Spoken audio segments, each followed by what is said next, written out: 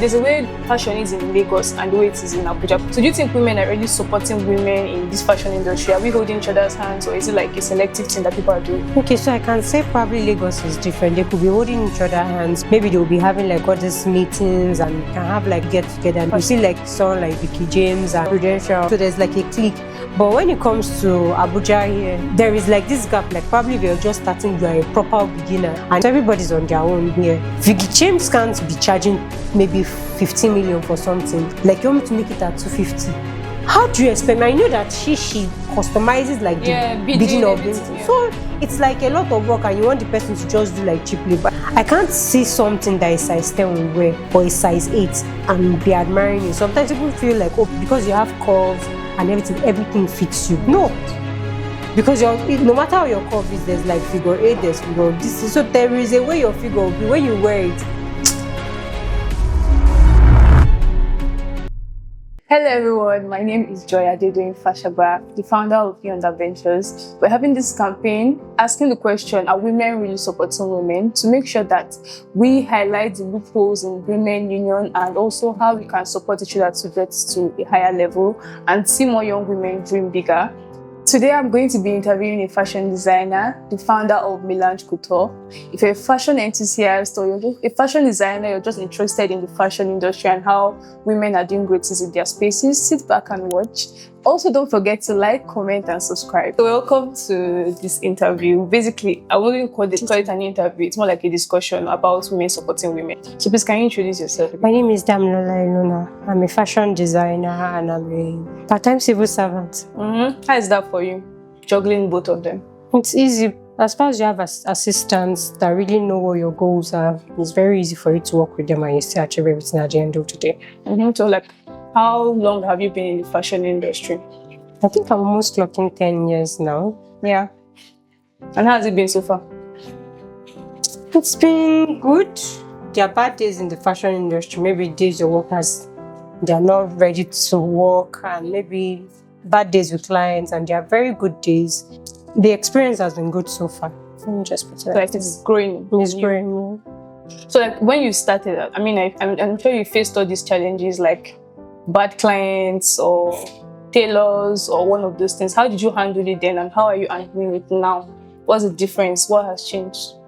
I think when I started, there is a level of professionalism they're supposed to have. Like I didn't take like proper business class. Yeah. So I had these issues communicating with clients and even my workers. If you do something like, I just want you to like, if it's not perfect, like I can just condemn the whole thing. And I just realized like appraisal before condemnation or criticism at the end of the day. Then I realized clients, they always say clients are right. But at the same time, I realized you could be very careless and you're pacifying your client and punishing yourself. Then you realize you keep making loss. So I think that was the part I just had to balance, like in communicating like with them. There's some clients that probably what they will say will trigger you, but you just have to look at and be like, okay, let me handle this thing maturely and we can end it there, because at the end of the brand, you have to be very careful what you say. People can use it against you at the end of the day. So that's... Yeah, like you said, you're a brand, you have to be careful what to say, but how do you balance being a human being where you have emotions and also trying to maintain the brand also? Okay, so let me give you like this scenario whereby probably a client she has said something very provocative, but sometimes you have to recall yourself and be like, they say 2 wrongs don't make it right. Yeah. So the best thing I can do is, okay, sometimes I think I've actually told the client to calm down before that. Please try to read through the chat. Like, I'm not trying to be hostile, I'm just trying to make a point, and that helped us. Then I realized sometimes communication via calls, like it helps a lot than chat, because you just realize that you sent a chat to someone and it's harmless, but the person is like, oh, you sent this in this tone. I realized we Nigerians, like, you didn't hear me talk, and you're saying I have like a tone and all those, and so that's another thing. And like saying, fashion is a very visible industry. Yes, a lot of people know about fashion. There's a way fashion is in Lagos and the way it is in Abuja, because those are the main places in Nigeria. They have friend groups in fashion there, but in Abuja, I feel it's much more. It's minimal. Yes, just there and all of that. So do you think women are really supporting women in this fashion industry? Are we holding each other's hands, or is it like a selective thing that people are doing? Okay, so I can say probably Lagos is different. They could be holding each other's hands because they could have maybe they'll be having like all these meetings and all, and you know, they can have like probably get together, and it's just like, because you see like someone like Vicky James and Prudential and all those, like even Simi, like ready to wear, like there's like a clique and Ezio too, so there's like a clique. But when it comes to Abuja here, everybody's just, there is like this gap. Like probably if you're just starting, you are a proper beginner. If you're in the middle, you're proper like in the middle, and if you're there, you're there. It's just like, how will I put it? Like Abuja, there's a way the fashion industry is not. There's no street fashion. Is like, oh, it's classy. We're keeping it classy and clean. And if it's like, oh, just simple, it's there like that. So everybody's on their own here. Probably in the long run, we could think about getting like probably a proper industry, the way they do all this GT Fashion Week and all those things. But you see, the thing is not like Abuja people, maybe they're not into fashion or something, but it's not like Lagos that this week they're going to have like a party. That party, 100 people, 200 people wear like clothes. So but Abuja, if you could tell me I could go to a wedding, and if I have the color in my wardrobe, I'll carry the clothes and just wear like that. It is not like that habit of wanting to like wear something new every time. It's not here like that compared to Lagos. So that's just the difference at the end of it. It's just like, oh, one place is like the happening place, there's a lot of events. The other place is just cool. And I think like Abuja being the capital again is playing a lot of role. Like it's not really, it's just, how will I put it? It's just calm. But that's the scenery here, honestly. It's just like when you're going for a wedding in Lagos. Like, I see some people like they'll do photo shoots. The shoots, that energy is not here. And if you look at it, like we're supposed to have the energy in Abuja, because the distance between maybe is like 30 minutes sometimes between these people. It's possible they will be in traffic for hours, but they will still ensure that they dress well. And there's some people that honestly I love when it comes to like all the celebrity wedding. I'm always expecting them, like, you know, that their A game, like they're going to bring you. But Abuja, yeah. Even as a fashion designer, let me know, like there will be days that you just look at certain, let me just wear what I have and just go. And sometimes you have clients and they're like, oh, just let's make something simple. We like Abuja. I think I can't really generalize it, but you have sometimes that you don't meet people that want to sew you. They want those Lagos fashion designers, like they want, oh, they'll bring Vicky James style for you. They want you to make it. They'll bring this person's style for you. So at the end of the day, you realize like it kills your creativity unless you're doing ready to wear that. And that's if your ready to wear brand has gone out as far as all these Zephans and co. And maybe. And you know that the energy they put, like they have a lot of models in Lagos, a lot of locations. So when they are shooting and all, like, you know, maybe when you're shooting in Abuja, the money you're going to pay for the location and all this. So there's just a lot of things. Like, I feel Lagos is like a lucrative place. Like, whatever you bring up to sell. Abuja, there has to be like, oh, like me now, if I have to put in my business is mostly referral. Some people tell you to get their clients from Instagram, but mine is mostly referral. Meanwhile, but Lagos, you could get referral. It could be like social media, because I feel like Lagos has like clients for every state. Like if you're a small designer, you have your clients. So that's just the thing. And I feel like Lagos is also like a hustling place. Yes, and it's well populated. I just feel like Lagos is a hustling place as regards different from here. If you see people that come from Lagos and come to Abuja, their hustling spirits will even pass you and you'll be like, madam, calm down, this is not how we used to do it here. Here just, I don't know, I think maybe we... And Abuja is like a nightlife place. You know, like Lagos now, during the day, during the night, they are busy. But Abuja is like, by the time you say, okay, let's say you dress and you say, okay, I want to go out and let people see my design. You might not say anything in the night, and most times, last time, like Abuja is like a place that once you get to know, you want to sleep. Lagos is like there's no sleeping time. There is always one activity or the other. So I think most of fashion, but the environment, location, and the audience you're going to get at it, like Lagos audience, even like people that are doing like minimalist, like they're still killing it. Yes. Regardless. But we have good people like in Abuja. Yes, but you see them mostly when it's time for weddings. Yeah, sure. Just when it's time for this Ashrebi bridal, that's when you see like the likes of Avenga and co. Yeah. But ready to wear. We're ready to wear. Like it's not really. Even this what's this biscuit? Tanya. Is She's from Lagos. Yes. So it's still her Lagos energy that is coming to coming to Abuja. Not really. even the fans, I think they open in From Abuja. the They Lagos open in first. Abuja. Yes, they open in Lagos first, then Abuja. But you can't really hear so much noise about Somebody that it. came from Abuja. Yes. Yeah. Hopefully that changes. So when you started, who were the people that kind of silently, like, encouraged you to keep going? I'll say my family members first, then my schoolmates. Okay. Because when people just find and say, we just graduated and you're sewing, it's okay, please make a pair of skirts for me. From making a pair of skirts, you make it very well. The next thing, so it was mostly like my schoolmates, my friends, and my family. Those are the people that stand my brand for me. So once this person say, "Oh, who made this dress for you?" The next, that's how I started. So that's why I say my business is based on referral. Like I have more referrals than because I've tried that online presences and it's just a lot for you to. If you've been used to referral for a very, it's like coming online. They're coming online. Sometimes you see some people like they are dancing and all they say, "I wish like I could put that energy into it," but it's just at the end of the day. And like I feel like people only see the interesting part of fashion. When they see places like Sia, that is now, she has a brand now. They just seen her using models. They assume that there's a lot of money coming from it. But you see people that are in the business that know the cost that goes out of it and that. So what's one part of fashion designing that is most misunderstood by people? I think it's the pricing. Sometimes you could charge a client like 150 for something. She has thought about it. Why is this person charging me 150? I'm bringing my fabric. But there's a lot that goes into like you're renting. If you're not renting, there is electricity. If there's no electricity, there's like sewing materials. There are your workers to pay.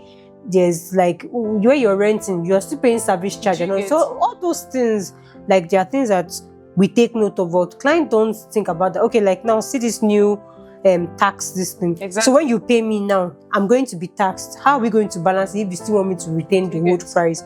So that pricing is very technical. And I think another thing is like I feel clients should be like more lenient. Is James can't be charging maybe 15 million for something, and you want me to make it at not even 500. Like you want me to make it at 250.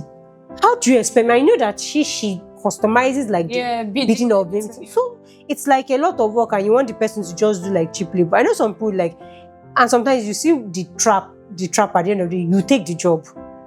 To meet up, if it's not looking at the person will keep calling everybody. Now, when you now look at the comment on that, like the post of that, what you got, they say, why did you take the job when you need that this thing? Or sometimes another thing is like, I think it's a very sensitive, like your body. I can't see something that is size 10 wear or is size 8 and be admiring you. Sometimes people feel like, oh, because you have curves and everything fits you. No. Because no matter how your curve is, there's like figure 8, there's figure this. So there is a way your figure will be. When you wear it, you just realize that these clothes, like there's some people that wear bodycon and you'll be expecting it, like, but your kind of shape, yes, your curvy and all, but it's not complimenting you. That's why sometimes they'll be like, try to understand your body. By the time you try like maybe A-lines and all, then you know what fits you. So I think people knowing what fits them is another thing. That's another thing that you have to create awareness so that you don't stress the designer. And another thing again is, even as you just have to learn to hold your ground. If you feel like, oh, this won't fit a client, look for the best possible way to explain it. I know it's not easy because some people they are very sensitive. You say something, you say no, your body shaming, your body shaming me, like yes, nobody wants to say you're fat, but the reality is this style will not fit you. That's what they're trying to point it out. Because let's say the person's style you're picking, the person has flat tummy, everything, the figure. But there's sometimes that we like all this mommy pouch and everything, you just realize that clothes is not going to fit you. Even if they tighten the corset, you'll be uncomfortable. The person with the flat tummy is sitting down comfortably. That's why you realize there's some people that when they want to sit down inside this thing, they're really struggling. But there's someone else that is, her corset is tight, but she's very comfortable. So it's just your body at the end of the day. See, everybody has like a style that complements them, and when you see it, even the person that are admiring the person's shape, they can't wear your clothes. So just understand your body, know what comes out, as in what brings yourself, like your body out. That's at the end of the day. Looking good is not really that complicated. It's just knowing what fits. Yes, it's just finding your style. Yeah, and I remember when you started, it was just you designing your own things. Then yes, you were only designing, and that was it was your own style, like people were doing. And after a while, you just got back to sewing whatever the clients want. Was that you just having to adjust to what people were asking for, and how has that made you feel over time? Okay, when I started, you'd be excited, you're making your designs, and it was mostly family, friends, and so they were accepting it. So they were accepting it. But when I finally entered into the market and they keep bringing other people's design. I've had discussions with colleagues that are listening. They will tell you that their problem is people bringing this design to them. I can actually alter a thing or two. Do you understand? Please, let's alter. Sometimes you're speaking, please, let's alter one thing so that at least it doesn't. They go as far as if they can get the exact fabric, they'll bring the exact fabric. And let's think about. I just remembered when somebody coupled your style verbatim, that green outfit. Yeah. It was so weird. You could just come and ask the person to sew it for you. No, and sometimes, what is in their mind is that, okay, this person is going to charge me 100k. Me, I cannot pay 100k. I know somebody that can sew it for 40,000 and they say, okay, the person copies verbatim. And I feel if we are abroad, all these things won't be rampant because all this infringement of this thing, proper internet. Yes, there are a lot of things. Whether those things are here or not, I would love it that you come to me and I'm making something that I designed for you. Even if you bring Vicky James, okay, let's do the sleeve like this. Okay, let's add a bit of this. It makes it unique at the end of the day. At the end of the day, there is no special style that you're making again. Every style someone has made it before, but maybe she added one or two things. So that's just at the end of it. When I started, I still love corporates. Making corporate design, I will sit down, I'll create something. But most times when you build people for corporates, why is it this expensive? But corporate, I feel, is luxury that people corporate is not cheap and classless. It's a classy and luxury thing because you have to make sure that your fabrics they are neat, smooth. And when people see it, it will not make sense for people to see a cloth and if somebody can see a cloth and they pass, they don't admire it, then you're ready to wear brand. If you're going for a wedding, everybody is expected to dress extravagant. Yes. But for you to wear a corporate that people are still looking there's something about this corporate. It might not even be that they put one flower that's falling on the floor. It just looks very appealing. When you look at certain brands, the brands sometimes it might be what they work with is prints. It's true. Their fabrics. It's not the styles it's something new. It's just the prints. And when I don't know, I feel fabrics they are very catchy when it comes to fashion because sometimes it's just a regular two-piece. But the prints they use, sometimes you see them, they use all this ashoke, but the way they cut, the sewing, there's a lot that goes into fashion. You can make a two-piece like this. Yeah. Someone else will make it, and when you look at it, if you're somebody that is very attentive to details, you know what the difference is. If they can get, I feel women love when no matter how their shape is, okay, this person got my shape and it's perfect. Mm-hmm. And those have to be tight. They just the way, I always admire Muslim people when they wear their clothes, from their small kids. They don't wear tight things, but they wear it and you're why is it looking so nice on this person? So I think, you said earlier on, understanding your body. Yes. And also as a designer, knowing how to sew for everybody's body shape and people accepting what works for them. So how do you stay true to your own style? Trends are coming and going, different styles today, and people are asking for it. How do you stay true to your own style? Okay, I think what I've done so far is when you bring someone else's picture for me to show, it's not really pushing my brand. So I had to decide on my own. Okay, yes, I'll post you on my Instagram, but it's not I don't know. It's not a victory for me because it's someone else's style. So if the person, you just be a copycat at the end of the day. So I had to start deciding that, okay, let me start removing these things from my page so that it doesn't just look like okay, it's just be you won't even be a designer again to be the seamstress or the tailor. There's no difference between you and because and this thing about design, if you give it a break and probably you're not getting clients at this thing, before you know you lose. Yes, you lose your inspiration at the end of the end of the day. So I would just say sometimes they say if you cannot beat them, you join them. That's how business is sometimes, because you can't stay and say, okay, you want to close down your shop because there's some people that you see, you get to their stores, they're ready to wear, they've stayed for Yes, or they even have to cut the price at the end of the day. You see them selling like some people, like maybe there's no gain. Just okay, let me get my fabric money and production money back. So fashion is good, but at the same time it can be easily like frustrating, like and it's not like you're not making effort and all this. You just have to be very open-minded, like, oh, if you open and notice that, oh, this is the trend right now, create your styles that suits that particular trend and try to follow up. That's what I've decided to do. Like, I realize that now is mesh dresses are trendy. Yeah. So there is no how, whether I care about mesh dresses or not, I have to create something that falls in line with what I like. With what that's what will bring another new set of audience. Yeah.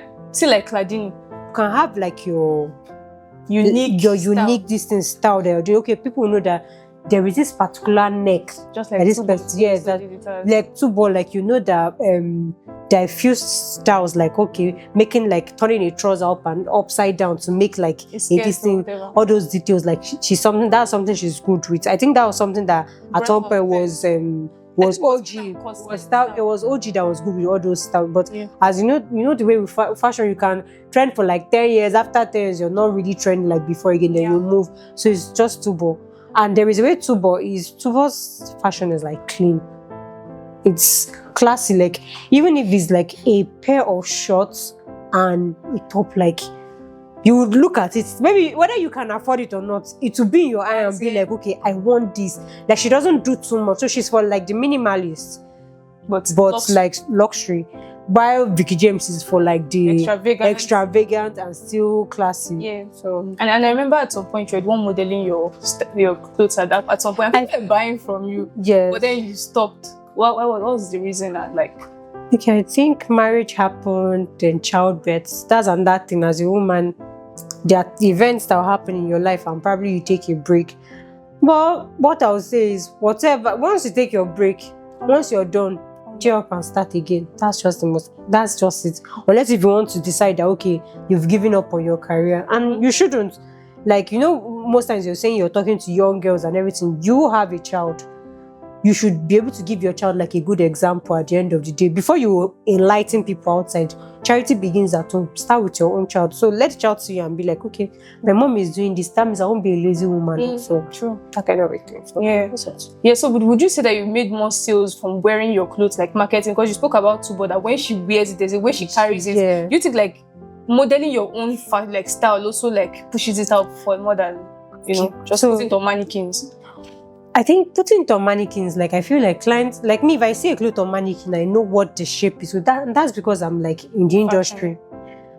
But once some people seeing it on your body, they'll be like, I've had days that you post clothes on mannequin, nobody will send it. The day you wear it, be like, this clothes, I want to order it, and you're like, it's been on the mannequin. I mean, by that time, it's even like almost sold out. Yeah.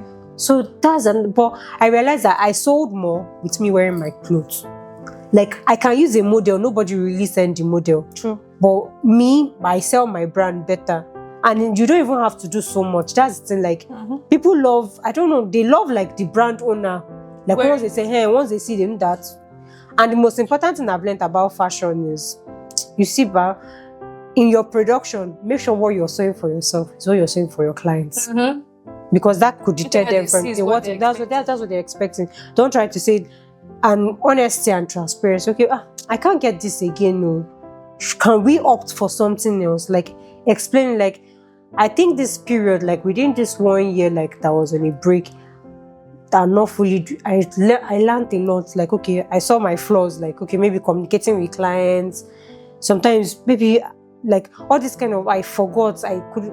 It's not professional. Exactly.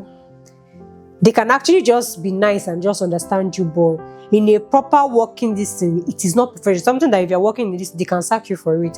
So it's not professional at all. And then aside that, I feel like it's easy to like give up. And the logic with life, even as Christians, let me put it, whether as Muslims or anything, you don't give up. You just keep praying to God. At the end of it, it's just God that will inspire you to do something. There's sometimes that you just sit down. This is where fashion is. You can just sit down and you just realize that you're looking at something for a very long time. It's still as just like you can be looking at this flower now. And probably as they're looking at you, now think about it. Imagine they make like a black gown and they fix this green and they get like green leaves. Leaves, yeah. Not necessarily the leaves. You know, we paint now, Yeah. so they can now create the leaves on it. Before you know, you make the production. When you explain to people that you're just now, you're just looking at the tree, nobody's going to understand you. There's sometimes that you see some people like, so these Chinese people, when they make like all these, their brocade this thing, because that's like, you will now see like, they can make an hand fan, and you're now seeing the print of the hand fan. That's what, like, there is this pleated hand that sleeve that we do. But if you look at hand fan, that's how they all this Chinese, and that's like where the print is from. So sometimes I won't even lie, like I watch a lot of Chinese and Korean movies. They like their fashion sense for corporate is like very good. So sometimes you can see like they'll put the sleeve can be here. And I wonder like, oh, like regularly, like I won't think about this. Exactly. So picking one or two and saying, okay, this I want to do this, you come up with like really beautiful styles at the end of the day.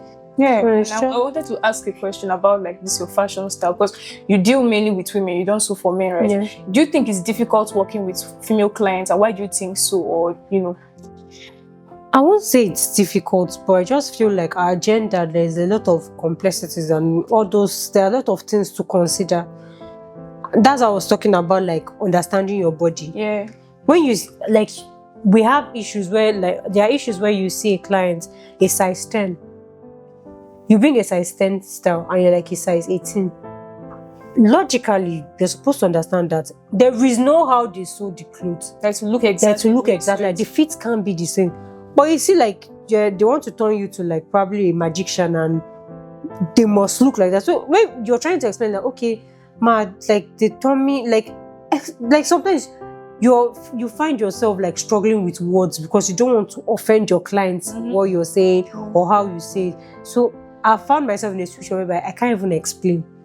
I just find myself telling the client, oh, sorry, trying to pacify them, because I don't want anybody to say, oh, you body shamed, because I've had issues where trying to explain to a client that, oh, your body measurement changed, why the clothes is tight, before we can amend it, just to explain and enlighten the client. Or sometimes you even take like a new measurement to show them the old one, and the client is like, no, I didn't add weight. Like, women are very sensitive to their weight, which I understand, but sometimes be nice to your tailor. Like, there's no how they can regulate your size, or there's nothing we can do about it. It's just the truth.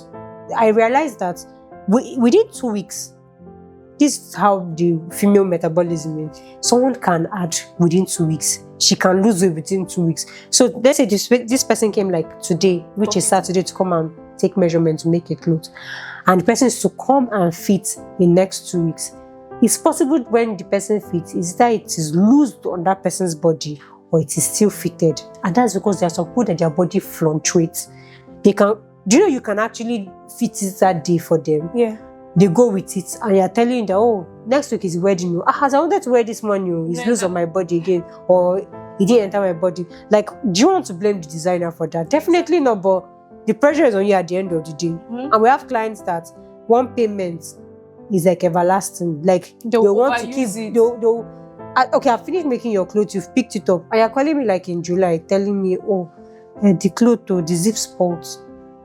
That's not my business. And it's possible that probably it became tight and you're struggling with the zip and it broke. It is not the designer's fault, because we'll try our best and make sure that we get the best zip.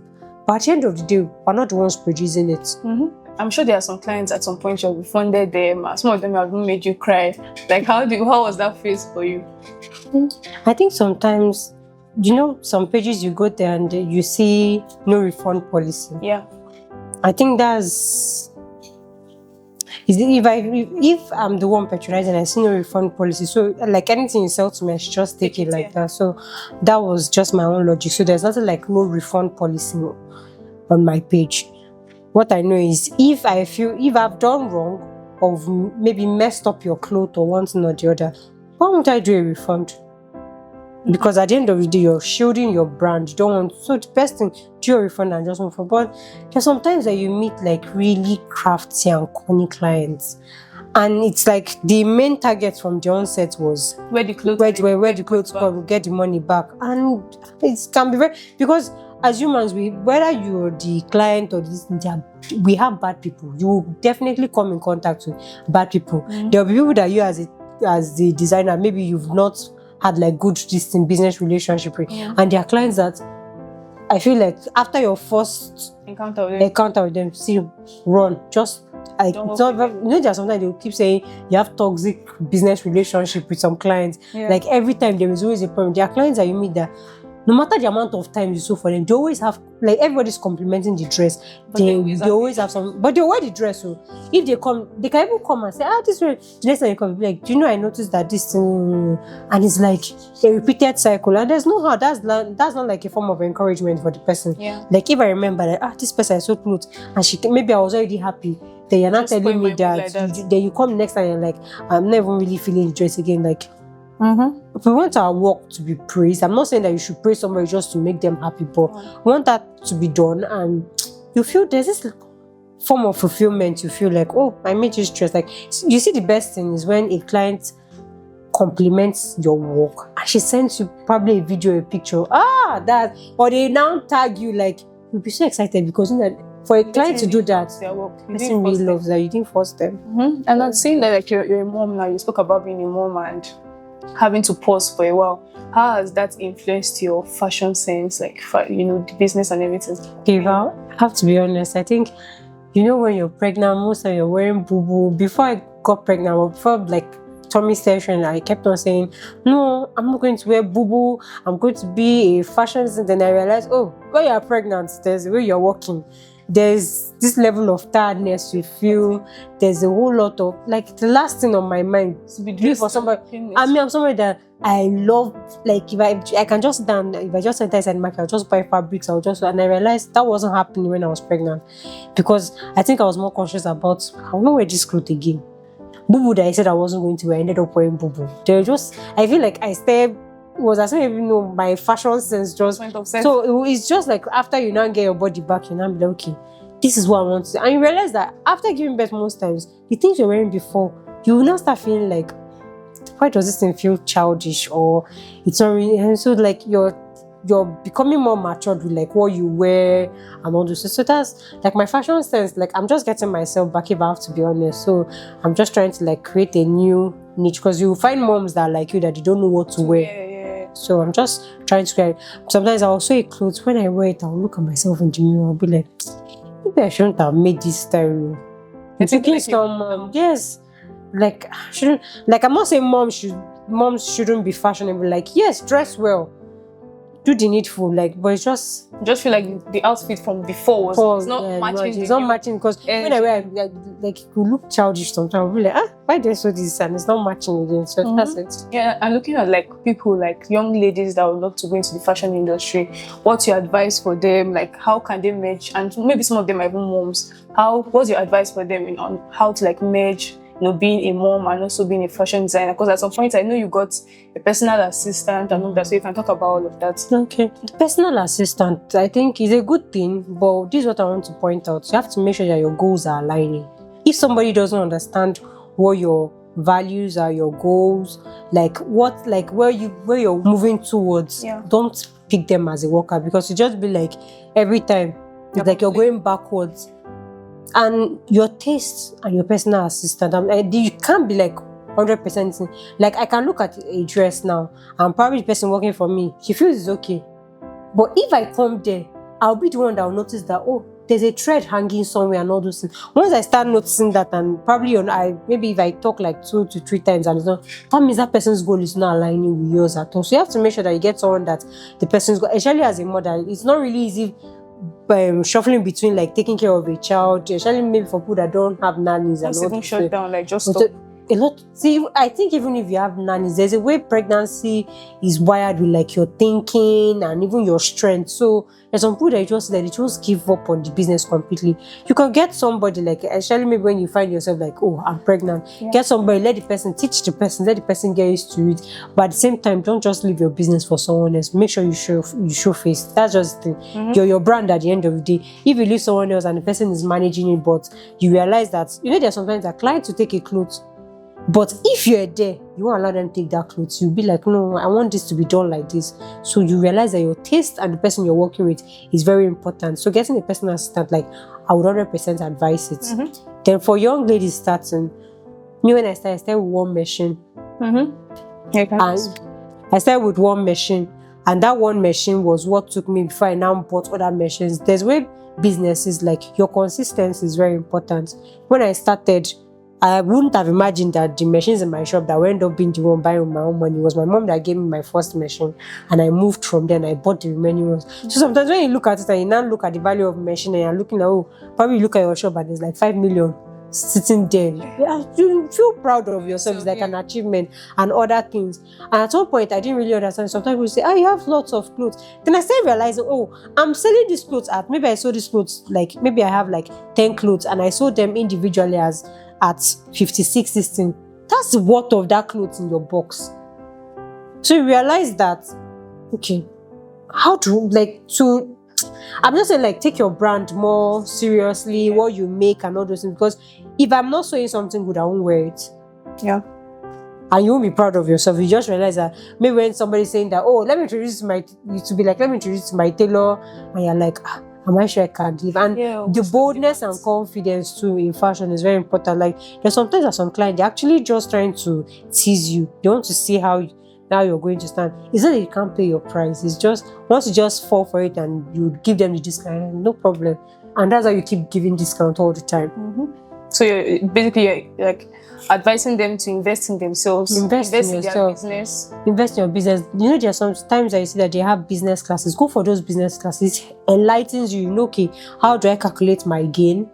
How do I know, like, total your return on investment? Okay, as I've gotten this money from my listing, even as you're doing fashion listing, you can invest your money like, probably maybe I should be selling like maybe accessories to complement my distance. Like, fashion is like a wild bird. So people that are selling accessories, people that are doing ready to wear, people that are doing the bespoke, like, there's a lot of things. People that are selling materials. Some people, like, the materials that you're shopping, like, they have it like spare for you to buy in case probably maybe you want to make something else. So that's also something to consider. So it's just invest in yourself as a young lady.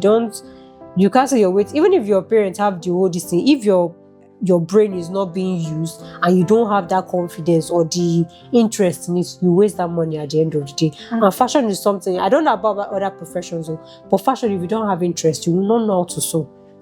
They will cut 100 times in your front, you will not still understand. Fashion is all about interest. If you don't have interest in, like, at one point I loved illustration, then I fell out of it and realized if I illustrate, like, I can explain better. So I went for a class to, like, learn to better, like, my illustration, so that when I illustrate, even if it's like a rough sketch, I don't have to do, maybe until I learn, like, the graphics system part.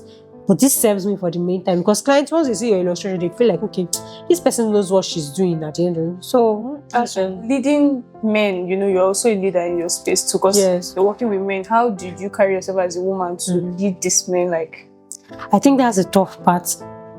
Most times, most of these tailors, like, and we have like you have people, like, most, I don't use the word illiterate, most of them are not really educated. Maybe you're saying, let's say the person's name is Oga Med, what you did right now is just wrong. Maybe it's only broken English he can understand. When you say it, he can tell you that you insulted him. You can ask, are you okay? Like, maybe he did something like, are you okay? And he's saying, like, maybe you're saying he's crazy or something. So, like, that communication is the issue most times. Then sometimes it's really difficult to imbibe your values in these people and say, okay, these I want my. There's sometimes that you have to come to the shop, like, you find yourself coming there every 1 hour to be sure that your tailor is not cutting the wrong thing. Because you can see something, you tell you that tailor, I've never seen a tailor that will say, I don't know how to make this. You see, that honesty is very difficult. Do everything they know how to make until when they destroy it, that's when they will now be like, madam, my tailor was supposed to be like this and all that. So it's like, aside even that, you find men, like, I don't use the word intimidation, but they find it insulting that you as a woman, you're the one that is directing them in the shop. Because I've had issues with workers and persons telling me I'm not your age mate. When you look at it, it's not about age. I'm just working. You're just working, collect your money and just go. That's my logic. Like, if I find myself in a space and I'm working for my junior, like, take my money, let me go out. I wouldn't even be bothered about. I can tell you that probably maybe my superior in the office, I don't even know their age. So if you're older than me or younger than me, like, I don't care. My own is to do my work. They pay my salary and I leave. Yeah. But that doesn't work for them. they want you to talk to them like, you know, the way you talk to your husband in jail, like, and you can't pamper somebody that is working for you. If you pamper them, then how are you going to get them to do the corrections? And then, so sometimes some people, they tell you they don't want to work with male tailors. They want to work with female tailors. I've worked with a female tailor, and all I can say is like the speed the male tailors, like male tailor can produce like 5 clothes in a day, but some female tailors, unless they are very fast, well, at the end of the day, you have your back to be bothered about and everything. They have, you just realize that maybe she's dragging and probably it's just 2 clothes. And the way ready to wear is like, you have to keep more. There are some clothes that maybe are delivered like Friday. If the person is using the whole week to struggle with it, you've disappointed. So that's why I've never worked with a woman like sitting in my shop. I've only like maybe tested one, and he just gave me like this kind of, no, I'm not going to really go far. But yeah, so so like my final question is about like, how have you been impacting the younger ones? It might not be directly you mentoring them or something like, but what's the best way of you feel like you've there's a way this Instagram is that you just meet people and they tell you, some people DM you, they'll be like, oh, I style my fashion brand and all those things. They actually like, maybe okay, I've had somebody that was like, oh, that she feels like she wants to go for it. I know it's not everybody that has the money to say, okay, I want to sponsor someone or something. But there's a way you can be like, okay, this is my contribution. Hopefully, I pray you can. And me, I'm somebody that maybe if I see somebody younger than me, maybe we meet like where we're learning or something. Yeah. I'll tell you, you're very lucky that you're young and you're starting. Like, this business is very lucrative. Take it very serious. Most times it's just your word of mouth, and people see like this thing. Sometimes you might not be able to help financially, like fully. But even the advice you give. But the advice you give. And at one point, you know, the way you're growing in life, you'll be able to, like, once you grow, it's like, okay, you're sponsoring people to come and take classes and all those things. Me, if I see somebody very serious, like even if it's one person, I would love to help. But you realize that in this generation, like once the hard work just hits them, you just want to look for a way to just dodge it, and life is not easy. Gender. So have you like lost any opportunity in fashion, you know, in general, because you refuse to like compromise on anything? I've not been in such situations. Yeah, definitely you meet like maybe some irresponsible men but it's just you to draw the line and be like, this is my business. Like, I think I've met someone, you know, when you have like your business card, I said, oh, what do you do? And I gave him like my business card, and was like a fashion this thing. I was like, okay, that he's going to bring his wife to come and so on. I was like, okay. And when he called, the topic was different. And me being the kind of person I am, I blocked him. I didn't have to think about it, like whether I was going to bring his wife later or not. Like, I blocked him because I would actually want somebody that would be in the situation I'm there. Like, block the person. Like, you're saving somebody's marriage. Let it not just be me so like, I'm somebody that I'm very principled in that line. Like, you don't know what you want to do. And you see sometimes your shop, maybe your person, somebody will come, you do fashion here. Oh, before you know, like, topic is changing. And like, most times, I'll have to be honest, it's mostly men that that they are married. Like, you will not say a young guy that will come to your shop. If he's going to buy the clothes, he's buying the clothes. If he's making advances, you even be made known. But you know, like, they have to cut through corners and everything. But my own is stand your ground. If you want to say it's through somebody's tears that you want to build what you want to do, you won't go far in life. That's just the honest truth. So everybody has had that, but I've not had like it's blocking like an opportunity. It's me just, okay, I don't want to do this. If I see something that is compromising, like, I don't want to do, whether I don't get zero. Some people will tell you that maybe because you're comfortable, that's why I can make such sure. Whether I'm comfortable or not, I'll still, if I don't have zero money in my account, I will not compromise my principles to fit someone, maybe just to satisfy myself. Because maybe when I sit down later and I think about it, I'm somebody that I can easily regret actions. So I'll just sit down and be like, why did I do this? Like, you see that regret?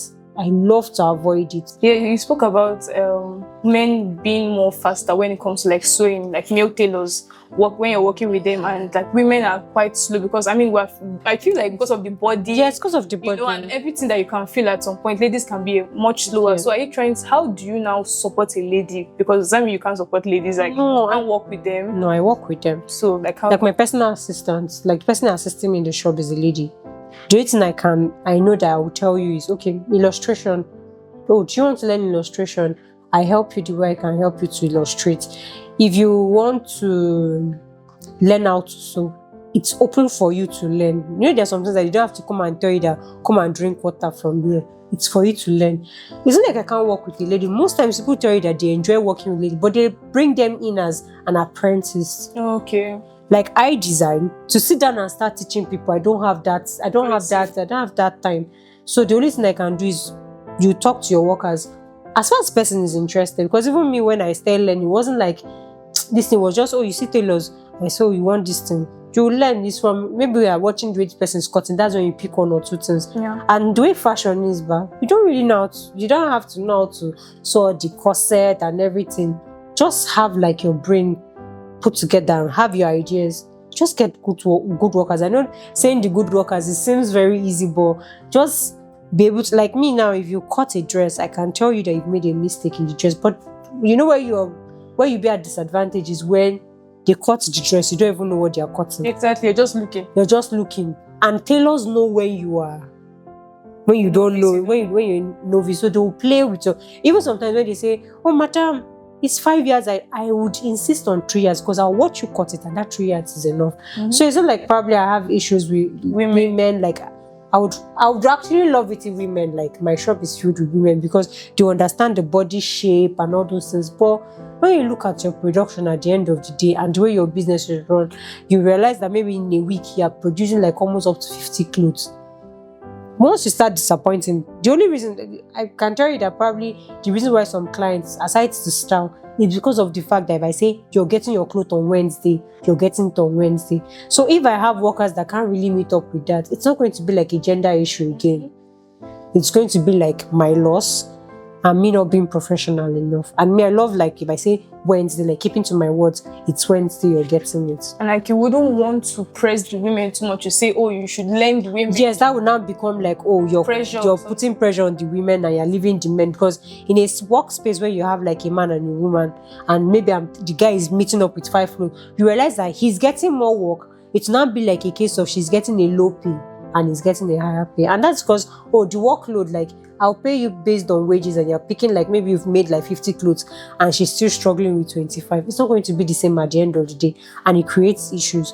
Like working with a woman, like I've thought about it and it's something that I'm considering, but we don't have a lot of like the way we have like this, I don't want to say uneducated tailors, like the way we have this set of tailors to work with, we don't have them in the women's sector. The women that are into fashion, like they're people that are building their own brand. Yeah, so they're not like working, they're working. So it's going to be like, if I'm paying you, I might not even be able to afford you at the end of the day. Being a career woman in general, whether you're working in your workspace or the fashion industry, the most important thing is there is never enough time.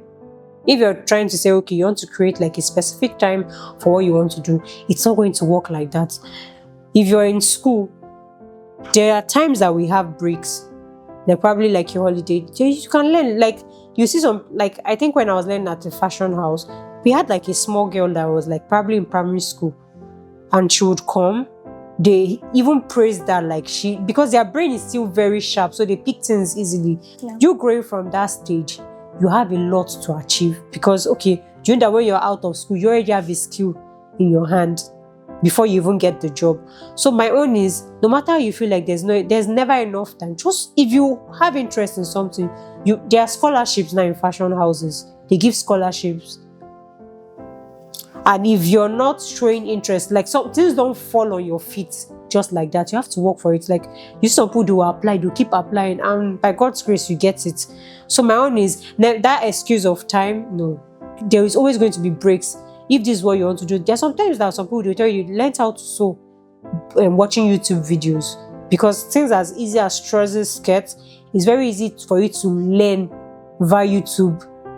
And probably people sell trousers as high as 50,000 naira. If it's just trousers you make and that is what you're good at, spend the time that maybe you have enough resources to get to learn more, that's good for you. Then talking about being a mom, like you being a mom, a career woman and a wife, this is what I just have to say. I think at the end of the day, think about your independence. If you're too dependent on someone, God forbid the person goes one day, won't you become stranded and you have to work? So my mindset is, whether this person is there now or is not there now, like I want to work. And I want to do something that I'm proud of. Like, if I look at myself, I just want my daughter to be like, when they are saying, that's your mom, like, she'll be the one that'll be telling people that, she's my mom, she's my mom. Even like you find your husband, like, he's so proud and he's like, that woman, she's my, you see people like Daria Talade's wife. Okay, yeah, Diola. Like, you see the way the husband is proud, like, they are working, they're like, even like co-partners, working together, and like, things like that, like, they motivate you at the end of it. So it's just like, and you see their children, there will be a particular line that they'll create a niche for those children because they will have business minds. If you want to create business-minded children, you should know what your sport is. What they see is very important. So what I'm saying is like, just make sure that you see that perseverance at the end of the day, have it. And I'll put this Christian part in it, prayers. If a part is not for you and you embark on it, it will not work out.